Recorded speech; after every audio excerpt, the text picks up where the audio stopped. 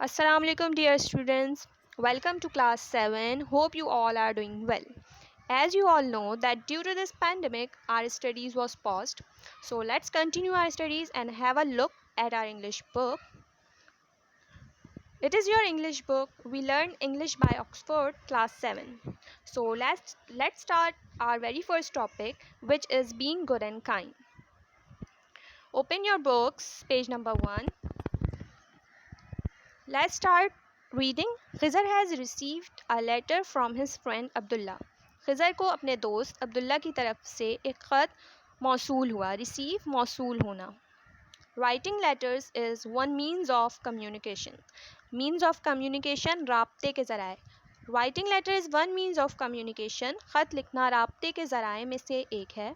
Through which जिसके ज़रिए people can send messages लोग पैगामात भेज सकते हैं. And stay in touch with each other और एक दूसरे के साथ राब्ते में रह सकते हैं. Writing letters there are two type of letters, formal and informal. दो तरह के ख़त होते हैं, फॉर्मल रस्मी एंड इनफॉर्मल और गैर रस्मी. A formal letter is a business letter. Formal letter एक दफ्तरी ख़त होता है, whereas जबकि an informal letter is a friendly letter. जबकि informal letter गैर रस्मी ख़त एक दोस्ताना ख़त होता है. We write informal letters to family and friends. हम informal letter अपने दोस्तों या घर वालों को लिखते हैं. एप्लीकेशन फॉर जॉब्स, जॉब के लिए अप्लाई करना. Request for leave of absence, छुट्टी की दरख्वास्त. लेटर्स ऑफ रेजिग्नेशन, इस्तीफ़े के ख़त. Request for promotion and increment, तरक्की के या फिर सैलरी में इजाफे की दरख्वास्त वगैरह. और फॉर्मल लेटर, ये सब फॉर्मल लेटर्स होते हैं. तो इनफॉर्मल लेटर्स कौन से होते हैं? जो हम अपने फ्रेंड्स, रिलेटिव्स और फैमिली को लिखते हैं. और फॉर्मल लेटर्स वो होते हैं जो हम किसी इदारे को या फिर किसी इदारे को लिखते हैं. Turn your page. A letter for Khizr, which is main content of this chapter. 13/1 पुरानी गली, नया मोहल्ला, Sukkur, 4th April 2011. Dear Khizr, thank you for the lovely postcard that you sent on my birthday. उस प्यारे पोस्ट कार्ड का शुक्रिया जो तुमने मेरी सालगिरह पर मुझे भेजा था. It came as a pleasant surprise. Pleasant खुशगवार. ये प्लेजेंट एक खुशगवार सरप्राइज़ के तौर पर मेरे पास आया. As I did not think that you would remember, क्योंकि मुझे लगता था कि तुम्हें याद नहीं होगा. हाउएवर, बहरहाल, I would have been happier had you been here. मैं और ज़्यादा खुश होता अगर तुम यहाँ होते. लाइक ओल्ड टाइम्स, पुराने वक्तों की तरह. I do miss you and think of you a lot. मैं तुम्हें बहुत ज़्यादा मिस करता हूँ, बहुत ज़्यादा याद करता हूँ और तुम्हारे बारे में बहुत सोचता हूँ. दे राइटली से दैट, किसी ने बिल्कुल ठीक कहा है. Absence makes the heart grow fonder. गैर मौजूदगी मोहब्बत को बढ़ाती है. Ever since you move to Madrid के, जब से तुम मुरीद के गए हो. Things have not been the same here, चीज़ें यहाँ वैसी नहीं रहीं. There is a new boy in our class, हमारी क्लास में एक नया लड़का आया है. हिज नेम इज़ वकार, उसका नाम वकार है. We all welcomed him with open arms. हम सब ने उसे खुले दिल से खुश आमदीद किया. Open arms, खुले दिल से.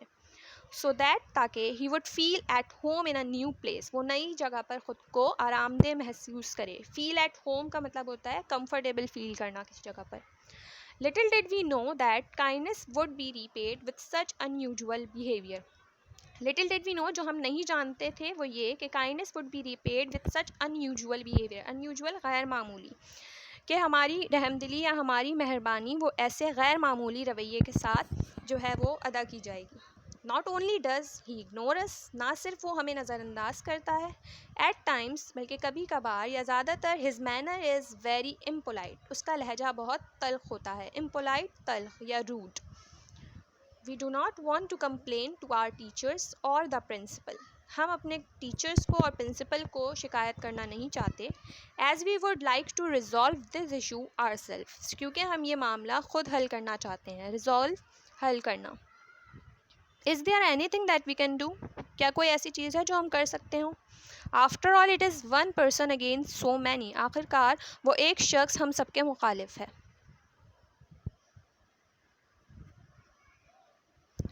अपार्ट फ्राम दैट, इसके अलावा, I think that the life of students is the same all over the world. मुझे लगता है कि तमाम दुनिया में, पूरी दुनिया में स्टूडेंट्स की ज़िंदगी एक जैसी होती है। Lessons, games, other activities and the best part of all, holidays. असबाब, गेम्स, खेल, अदर एक्टिविटीज़, दूसरी सरगर्मियाँ और सबसे बेहतरीन हिस्सा छुट्टियाँ। Do you have any special plans for this summer? क्या इस गर्मियों में तुम्हारे कुछ खास मंसूबे हैं? My uncle is coming down from Quetta with his family. मेरे अंकल अपनी फैमिली के साथ कोयटा से आ रहे हैं। So I know that it is going to be a hot but fun filled summer. तो मैं जानता हूँ कि अगरचा ये गर्मियाँ बहुत गर्म होंगी बट फन फिल्ड समर, लेकिन मज़े से भरपूर होंगी। Do write and tell me, मुझे लिखो और बताओ what you have been doing, कि तुम क्या कर रहे हो। It is a pleasure to hear from old friends. पुराने दोस्तों से बात करना हमेशा खुशी देता है, प्लेजर खुशी। Therefore इसलिए I will be ईगरली awaiting your reply. मैं बहुत शौक से तुम्हारे रिप्लाई का इंतज़ार करूँगा, तुम्हारे जवाब का इंतज़ार करूँगा। ईगरली शौक से, अवेट इंतज़ार करना। सो प्लीज़ राइट, लिहाजा मुझे लिखो। अनटिल दैन गुड बाय, तब तक के लिए खुदा हाफिज़। योर सिंसियरली अब्दुल्ला, तुम्हारा मुखलिस अब्दुल्ला। तो ये था आपका chapter number 1, a letter for हिजर। Your assignment is being given to you in next slide, so have a look.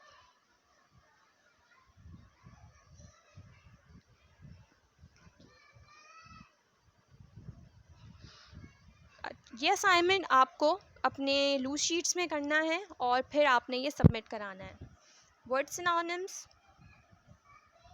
Question answers,